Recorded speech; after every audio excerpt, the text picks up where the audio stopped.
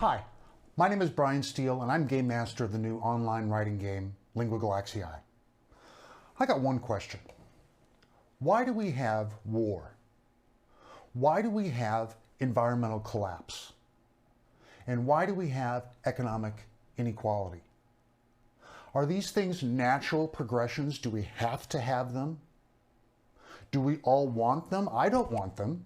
I don't know anybody that wants these things. Certainly some people want them.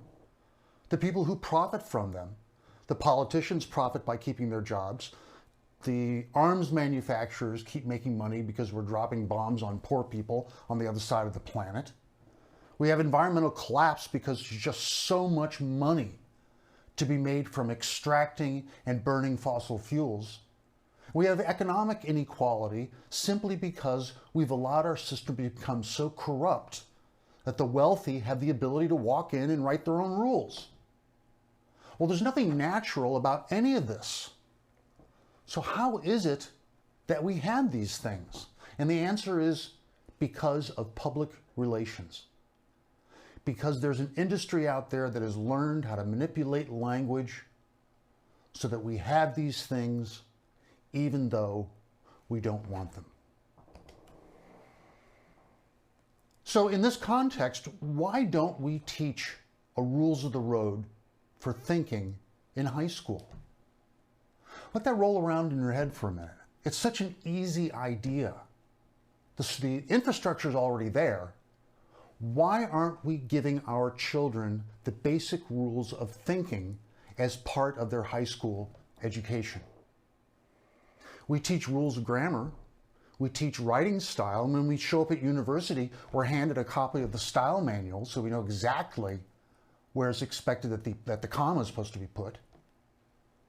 But we don't teach about the content of language. Sure, you go to a philosophy department and you can take a course in epistemology. I'm not talking about that. I'm talking about a cultural identity that's based on a shared set of rules for thinking, and we don't do this. And my question is, why not?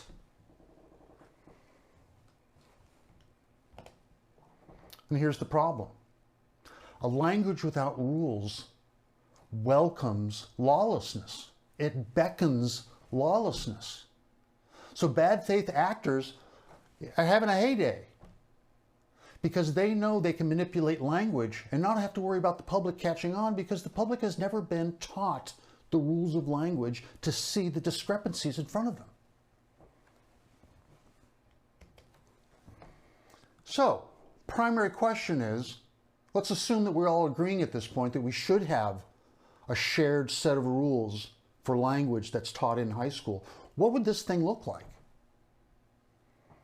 And I think that the primary question, the place to begin, is to ask the question, what's the relationship between physical evidence and language?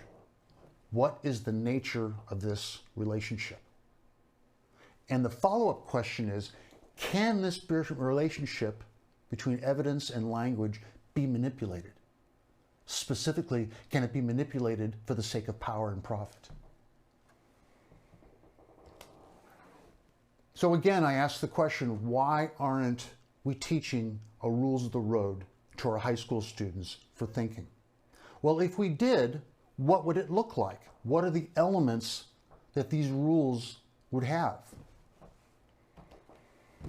First of all, you got to establish whether or not change is constant. What is the nature of change? If you don't address that issue up front, you're never going to get anywhere. Do we have a constant state of change in the physical world, or are there examples of stasis? That question has to be addressed. If change is considered a constant state, then what are you going to do about that? Number two, what's the role of self-knowledge? What role does understanding of the self play in understanding the greater world? Well, if you read my book, the New English Class, what you'll find is that virtually every place at every time around the planet, the great thinkers all had one thing to say. If you want to understand this, you got to start by understanding this. It is literally a universal observation amongst the intellectuals throughout time and place. Physical versus the non-physical. What is your epistemology going to do? What are your set of rules going to do? Are they going to cover faith? Are they going to cover the wishful, magical thinking of what might happen after we die? Or is this epistemology that is supposedly going to welcome all going to just deal with the physical world? So the epistemology of Lingua Galaxiae is just of the physical world. It doesn't condemn or judge faith. It just simply says that's a different kind of conversation for the dinner table, for the synagogue, not for a place where everyone is welcome. There has to be a seat at the table for everyone. You can't put anything to the side. Rules of discovery. So if we're going to talk about evidence, we have to have rules to determine what is evidence and what is not evidence. The epistemology has to cover this. Organizational theory. How are you going to organize things? Massive amounts of information. What are you going to do to enable yourself to make sense of it all? What tools are you going to bring to the table? And in the game Lingua Galaxiae, that epistemology is based on systems theory. Systems theory is the mechanism of managing and understanding information. What role does human nature play in the nature of language? Well, just consider the 7 deadly sins for a moment. It's a great metaphor. I mean, you know, got to give Catholic Church the applause when it's warranted. We don't do it. I certainly don't do it very often. But 7 deadly sins is really a great metaphor. It really does a good job for identifying those areas in our human psyche where we are most susceptible to find imbalance. Greed makes us imbalanced. Greed causes problems. You got to keep it in check. You have to be aware that greed is part of who you are as a human being, so that when it raises its ugly head, you're ready for it. You know that it's dangerous.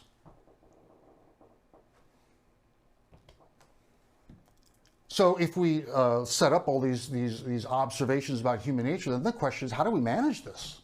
Because human nature can get out of control and it can really screw things up. If we're looking at the relationship between language and evidence, we got to make sure that human nature is not getting in the middle of that and causing problems without our being aware of it. So there have to be rules governing human nature. Language theory. We're using language. I'm using language now. We all use it. We're sitting around wondering what we're going to wear today. We're using language. And if we don't understand how language works, if we don't understand the mechanisms, the system that language is not a thing. It's a collection of parts. Ferdinand Saussure taught that us 100 years ago. Are we teaching that in high school? No. No, we don't. Rules of logic. Are you going to include the rules of logic in your epistemology? Got to make a decision. And if the decision is yes, there's no such thing as the set rules of logic. And so you're going to have to go out there and decide what your rules of logic are going to look like. You know, there's going to be fallacies. You can have 18 of them. Which ones are you going to use? You know, some people have 25 fallacies. Some have 16. You have to make that decision. Finally, you got to understand language manipulation. Exactly how is it that someone takes the good faith relationship between language and evidence and screws it up? How do they actually do that so that they're able to take language and manipulate the audience, manipulate us?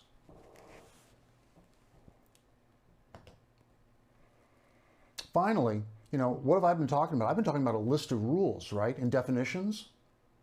And all those things sound like I'm trying to put language inside of a box, but we started off by saying that one of the first things we need to acknowledge is that change in the physical world is constant. So if change is constant, how can we have a static set of rules? Well, we can't.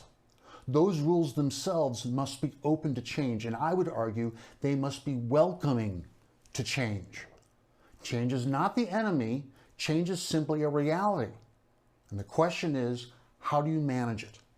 In the case of epistemology, You manage it by opening up the rules themselves to change. So, we have these things: war, environmental collapse, and economic inequality, because of public relations, because they have filled our culture with ideas that make these things sound necessary and inevitable, when in fact none of them are. We can make public relations illegal, which for those of us who have 2 cents between our brains know is an impossible concept. So what do? Well, the way you do this is you educate the population so that the level of awareness is raised and the value and impact of public relations has an inverse decline.